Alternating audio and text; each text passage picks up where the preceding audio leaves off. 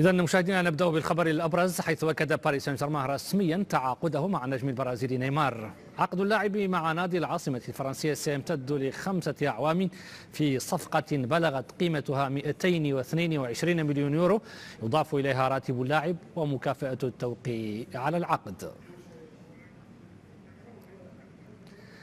مسلسل انتقال نيمار لباريس سان جيرمان مر بمراحل عدة نسردها لكم في هذا التقرير. في مايو أيار 2013 نيمار لاعب لبرشلونة، وفي أغسطس آب 2017 نيمار لاعب حر. الشرط الجزائي أو لنقل العائق الذي وقف حائلا أمام ضم باريس سان جيرمان للاعب البرازيلي دفع رسميا، ومحاولة رابطة الليغا تأخير إتمام هذه العملية أيضا لم ينل من عزيمة الباريسيين في الإسراع بإنهاء الصفقة.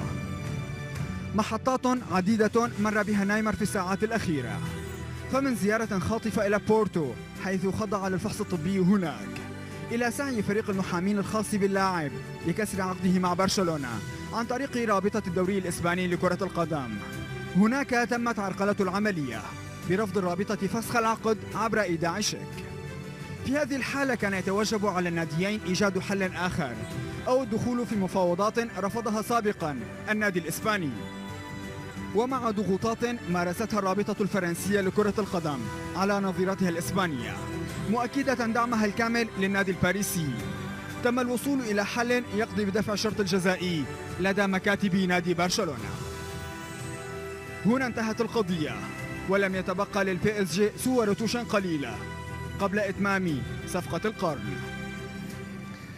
ولمناقشة هذا الموضوع معنا هنا في الاستديو ديدي دومي المحلل الفني لقنوات بي ان سبورتس. اهلا بك ديدي. مساء الخير.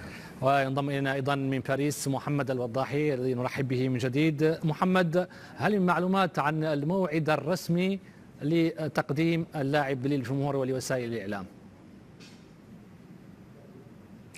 مساء الخير يحيى، مساء الخير أو مساء الخير إسماعيل، عفوا مساء الخير ديدييه. الأمور الآن باتت كلها جاهزة لتقديم نيمار رسميا للصحفيين، سيكون ذلك غدا بعد الظهيرة، حيث سيؤم قاعة المؤتمرات في البارك دي برانس عدد كبير من الصحفيين الذين كانوا ينتظرون ساعة الصفر منذ أيام عدة، ويعدون الساعات أيضا مع عشاق المستديرة وعشاق البي اس جي هنا في فرنسا. كل الأمور تم ضبطها الآن، وحتى العائق الوهمي إن صح التعبير الذي كان قائما، وتحديدا بسبب رفض رئيس الرابطة الإسبانية لكرة القدم تسلم صك أو شيك اللاعب الذي يحرره من البند الجزائي في عقده، قد تم حلها أخيرا، ولم يتبقى الآن إلا تقديم اللاعب رسميا للإعلاميين،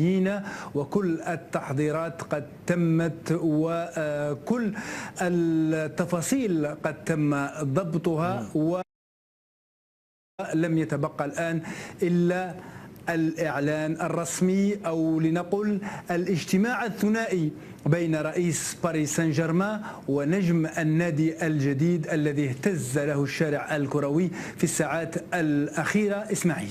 إذن الوضاحي، الآن نيمار أصبح أغلى لاعب في العالم، إن لم أقل أغلى رياضي، يعني 222 مليون يورو، رقم قياسي طبعا، لكن هناك من تحدث عن عائدات أو فوائد سيجنيها اللاعب نيمار وعن راتب خيالي. هل من معلومات حول هذا الموضوع؟ نعم إسماعيل، أنا أقول لك إسماعيل وأنت تقول لي الوضاحي. على كل حال إسماعيل، بالنسبة لنيمار الذي سيحل بباريس، هناك إجماع لدى الخبراء الاقتصاديين في المجال الكروي في فرنسا بأن هذا اللاعب سيأتي بثماره أيضا، وفي ظرف سنوات قليلة سيتمكن باريس سان جيرمان من تعويض ما دفعه في هذه الصفقة التاريخية التي تسمى هنا أو يطلق عليها هنا في فرنسا يا إسماعيل بأنها صفقة القرن. اللاعب بما يملكه من عشاق ومن متابعين على مستوى شبكات التواصل الاجتماعي، اللاعب بما يمتلكه من صورة أيضا تبدو براقة وجذابة أيضا للعشاق، سواء في أوروبا، سواء في القارة الآسيوية، سواء في أمريكا أيضا في البرازيل أكثر يعني عشرات الملايين من العشاق يتابعون هذا اللاعب.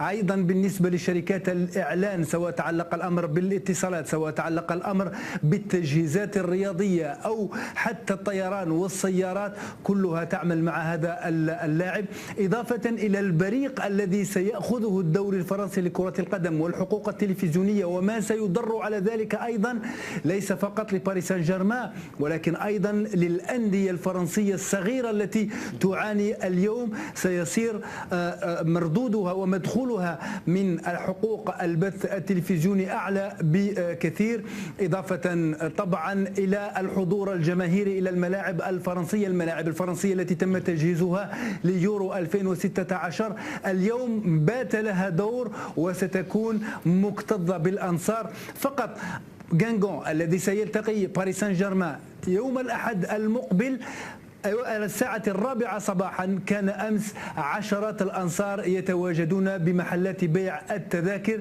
لخطف تذكرة لمشاهدة نيمار أين في غانغون في هذه المباراة التي لم يكن يتوقع أحد بأنها ستكون ممتلئة المدرجات، لأننا نعيش شهر أغسطس كما ذكرت، وشهر أغسطس في فرنسا يعني العطلة والاستجمام والاسترخاء، ولكن رغم ذلك سيكون الملعب مملوءا عن آخره. فقط تذكير إسماعيل بأن هناك أيضا الجانب الرسمي الفرنسي السياسي وأيضا الاقتصادي الذي يرحب بهذه الصفقة من بين التصريحات الرئيس الفرنسي ماكرون، أيضا وزير الخزانة الذي يرحب بهذه الصفقة. نعم إسماعيل. محمد، سنتحدث عن هذا الموضوع لاحقا، أرجو أن تبقى معنا. وفي تعقيبه على القيمة المالية للبرازيلي نيمار، قال البرتغالي جوزيه مورينيو مدرب مانشستر يونايتد بأنها ليست قيمة باهظة، لأن نيمار من أفضل اللاعبين في العالم، كما أنه قوي على الصعيد التجاري.